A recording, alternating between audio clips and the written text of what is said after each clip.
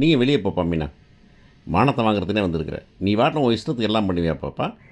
உன் இஷ்டத்துக்கு என்ன வேணால் பண்ணிக்கலாமா? எங்களை ஒரு பெரிய மனுஷன் இருக்கிறதுக்கு அந்த புருஷனையும் கேட்கறதில்ல, யாரையும் கேட்கறதில்ல. என்ன பாப்பா நினச்சிட்டு இருக்கிற?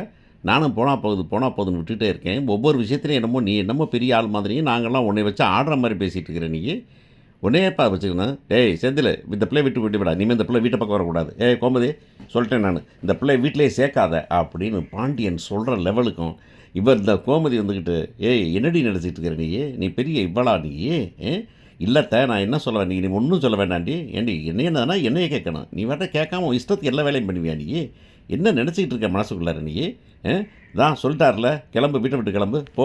நான் உன் புருஷன் இருக்கிறேன், உன் புருஷனுக்கு எனக்கு பிடிக்காது, எங்கள் அப்பா அம்மா எங்கள் அப்பா வீட்டுக்காரை பிடிக்காது, அவன் தனியாக போனான்ல, நீ வராது இனிமேல் இங்கே வந்து என் குடும்பத்தை கூடாது, இவளையும் கூட்டிகிட்டு போ அப்படின்னு சொல்லி கூட்டிகிட்டு வந்த மயிலையும் சேர்த்து விரட்டி விட போகிறாங்க. அப்படிங்கிறதான் அடுத்து நடக்க போகிறது அப்படின்னு நான் நம்புகிறேன் நான்.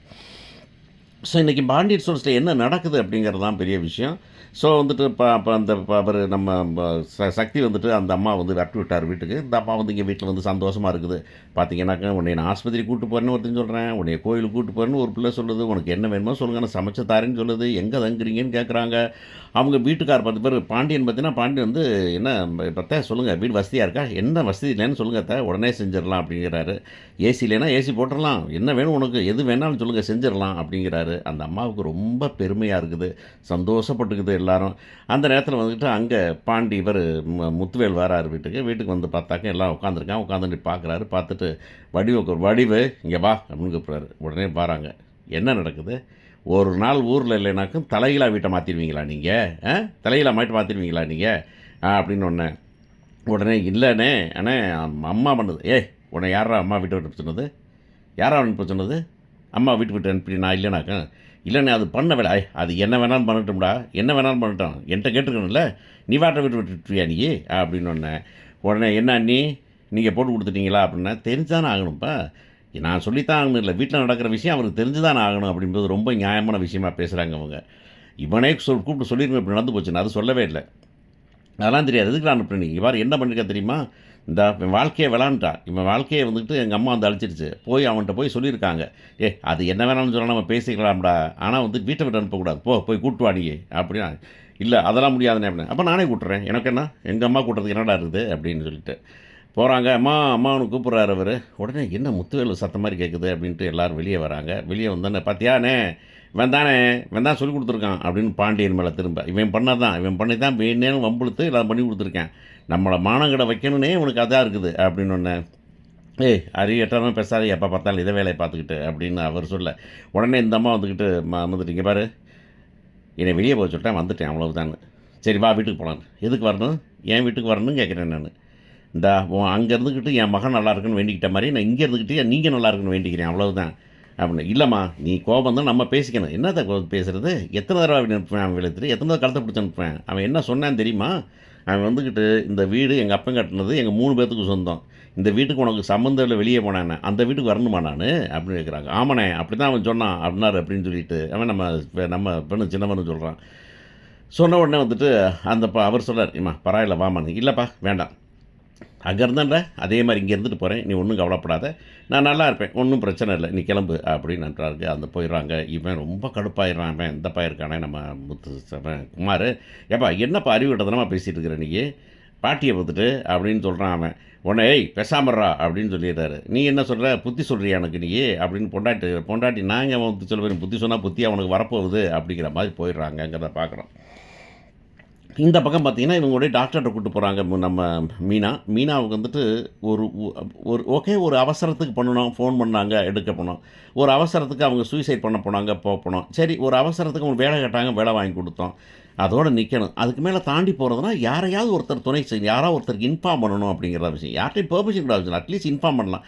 என்ன பண்ணுறது, அவங்க அம்மா ஒதுக்கி வச்சுட்டாங்க, அவங்க அம்மா ஒன்றும் பண்ண மாட்டேங்கிறாங்க, அது நான் கூட இருந்திருக்கிறேன், அது சோறாக்கி போடணும் என் ஃப்ரெண்டு சொல்லுவார், அது சோறாக்கி போட்டு நான் தின்றுருக்கிறேன், அதுக்கு எகென்ஸ்டாக அப்படி நான் பண்ண முடியும், அதனால் வந்துக்கிட்டு அக்காவுக்கு நான் ஹெல்ப் பண்ணுறேன் அவ்வளோதானே. தவிர அக்கா வந்து நான் வீட்டில் சேர்த்துக்கங்கணும் அதெல்லாம் நான் சொல்லலை நான், ஆனால் அவங்களுக்கு ஹெல்ப் பண்ணுறேன், வேறு வழியும் இல்லை, நம்மளோட்ட யாரும் இருக்கா, கடைசியில் அவங்க சூசைட் பண்ணுறாங்க, நம்ம மனசு உறுத்தும் அவங்களுக்கு, அதனால் அவங்களுக்கு ஒரு ஹெல்ப் பண்ணுறேன் அப்படின்னு யார்ட்டையாவது அவங்க ஒத்துக்கிறான ஒத்துழைய சொல்லிட்டு கூட போயிருக்கலாம். ஆனால் ஒன்றுமே சொல்லாமல் போய் ஹாஸ்பிட்டலில் கூட்டிகிட்டு போகிறாங்க. கூட்டிட்டு கொண்டு அங்கே டாக்டர் வந்துட்டு நீங்கள் ப்ரெக்னெண்ட்டாக இருக்கிறீங்கன்னு சொன்ன உடனே நமக்கே ஷாக் ஆயிடுது. என்னடா தெய்வ குழந்தையாயிரும் போல இருக்கேடா! யாரும் தொட்டுக்காம, கொட்டுக்காம நீங்க வந்து புள்ள பிறந்துருது அப்படின்னு சொல்லிட்டு, இது என்னடா இது இமாக்குலேட் கன்செப்ஷன் மாரி கன்சீவ் இமாக்குலேட் கன்சீவ்மென்ட் மாரி எல்லாம் கன்செப்ஷன் ஆயி போச்சே அப்படிங்கிற மாரி ஆகுது. எவ்வளோ பெரிய சண்டை வந்துருச்சு. அதுக்கப்புறம் வந்துக்கிட்டு போருக்குள்ளும் ஒரு பூ முளைக்குங்கிற மாரி நீங்க பண்ணிட்டீங்கன்னு சொல்றது, ஒரு ஒரு ஒரு ஒரு ஒரு ஒரு ஒரு ஒரு ஒரு குடும்ப வாழ்க்கை அப்படிங்கிறத, இந்த குடும்ப வாழ்க்கைய தாண்டி குடும்பம் அடிச்சுக்குவோம், பிதச்சுக்குவோம். ஆனா வந்துக்கிட்டு, ஒரு ஒரு மோசமான ஒரு ஒரு ஒரு ஒரு ஒரு ஒரு புனிதமான ஒரு சமாச்சாரத்த கேவலமா வந்துட்டு அவசரத்துக்கு அது அது இது இத பேசவே முடியலைங்கிற அளவுக்கு ஆட் லுக்கிங் அது. அத சரி கட்டுறதுக்காக மீனா வாயில அந்த வசனத்த குடுத்தது ரொம்ப அசிங்கமா இருக்குது அப்படிங்கிறது தான் விஷயம். இப்படி ஒரு சீன் வந்திருக்க வேண்டிய அவசியமே இல்ல. எப்படி நடந்துச்சுன்னா, "அது எப்படியோ நடந்துச்சு" அப்படின்னு சொல்லும்போதெல்லாம், நமக்கே அன்னீசியா இருக்குது. ஏன் இவ்வளவு மோசமா ஒரு ஒரு ஸ்கிரிப்ட்ட போடணும் அப்படிங்கிற மாரி நமக்கு தோணுது. அந்த பொண்ணு வந்துக்கிட்டு, "இல்ல" அப்படின்னு சொல்லி கூட்டு போய் டாக்டர் வந்து, "இல்ல, இல்ல அவங்க டெலிவரி ரியலாவே பிரெக்னன்ட்டா இருக்காங்கன்னு" சொன்னோனே கூட்டு வந்தாக்க, அவங்க அம்மா, "என்னத்த கட்டு வந்த? பிரெக்னன்ட் ஆயிட்டாங்கன்னு" சொன்னோனே, "ஆயிட்டா? வா கொண்டு கூட்டி வீட்ல விடுறேன்" அப்படின்னு. "அதான் வீடு தானே, அந்த வீடு தானே, அவங்க வீட்ல விட்டுறலாம். அவங்க பிள்ளை தானே பார்த்துக்கட்டும். இவள மட்டும் பார்க்கறதே பெருசு, அவ பிள்ளையும் பார்த்துக்க முடியுமா?" அப்படிங்கிற மாரி சொல்ல, "இல்ல, இல்லம்மா நானே சொல்றேன்" அப்படின்னு சொல்லிட்டு இந்த பிள்ளை போகுது. இந்த பிள்ளை போய் சொல்லுது. சொல்லி பார்த்தாக்கா, அவர் வந்துட்டு சரவணுக்கு எதில போறாரு. சரவணன் வந்து கனவு காண்றாரு. இதில இந்த பொண்ணு கனவு காங்குது. வந்து தட்டாமோட சுத்துவாரு நம்மள வந்து கொஞ்சிப்பாரு. ஐயோ! ஒடியாமுடி கால்ல தூக்கிக்கிட்டே வீட்டுக்கு போயிருவாருன்னு கனவு கண்டுகிட்டு இருக்குது. ஆனா நிஜமா என்ன நடக்க போகுது அப்படின்னாக்கா, சரவணன் வரப்போறான். "எதுக்கு வர சொன்ன?" அப்படின்னா, "இல்ல நமக்கு ஒரு நல்ல விஷயம்." "என்ன நல்ல விஷயம்?" "தான் குழந்தை பிறக்க போகுது." அப்படின்னு. "குழந்தை யாருக்கு?" "எனக்குன்னு." "நமக்குன்னு." "என்ன நமக்கா?" "ஏய் என்னடி சொல்லிட்டு இருக்க? ட்ராமா போடுறியா?" அப்படின்னு. "இல்லம்மா நமக்கு தான் குழந்தை." "ஏய் நான் இப்போ உன் கூட வாழவே இல்லைங்கிறேன். யாரு குழந்தடி?" அப்படின்னு சொல்லிட்டு அவர் அசிங்கமா பேச போறாரு. "நீ பாட்டுக்கு என்னை விட்டுட்டு போயிட்ட. விட்டுட்டு போயிட்டு திடீர்னு" அப்படின்னு. நமக்கும் தோணுது, எத்தனை மாசம் ஆச்சு இதெல்லாம் போய் அப்படின்னு நமக்கு. அதாவது நான் நாள் கணக்கே சொல்லாதனால நம்ம மக்கிங்கே நினச்சுக்கிறாங்க அப்படிங்கிறது தான். அதாவது இருக்கிறதுலே பெரிய கேவலமான டிரான்ஸ்ஃபர்மேஷன் வந்து பிரெக்னென்ட்டா இருக்கிறது தான். அப்படின்னு திட்டுறாரு. திட்டின உடனே இந்த பொண்ணு வந்து அழுதுகிட்டு விட்டுட்டு போயிடுறாரு அவரு. அடுத்த நாள் எல்லாம் வீட்ல உட்காந்துருக்காங்க. மீனா வராங்க. மீனா வந்தோன்னே வந்துட்டு, "வாப்பா மீனா, வாப்பா சாப்பிடுப்பா" அப்படிங்கிறாங்க. அது பின்னாடி திரும்பி திரும்பி பார்த்தா, "யாரப்பா? யாருப்பா?" அப்படின்னு பின்னாடி பார்த்தா, பின்னாடி அந்த பொண்ணு எட்டி பாக்குது. "ஏய் இவ எதுக்குடி வந்தா இங்க?" அப்படின்னா, "இல்ல அத்த, அவங்க ஒரு காரியமா வந்திருக்காங்க. நல்ல விஷயம்." "என்ன நல்ல விஷயம்?" அப்படின்னு சொன்னாக்கா, "இல்ல அத்த, இது நல்ல விஷயம். அவ வந்துட்டு பிரெக்னன்ட்டா இருக்கா." "என்னது? பிரெக்னன்ட்டா இருக்காங்களா?" "ஏய் என்னடா சரவணா சொல்றா இவ?" அப்படின்னாக்கா, "அதெல்லாம் உண்மதான் அத்த" அப்படின்னு. "எம்மா அவ பொய் சொல்லி திரிறாம்மா." "இல்ல உண்மதான். அவங்க நிஜமா பிரெக்னன்ட் தாங்க. டெஸ்ட் ரிசல்ட் தான் குடுக்குறேன்." அப்படின்னு டெஸ்ட் ரிசல்ட்ட குடுக்குறாங்க.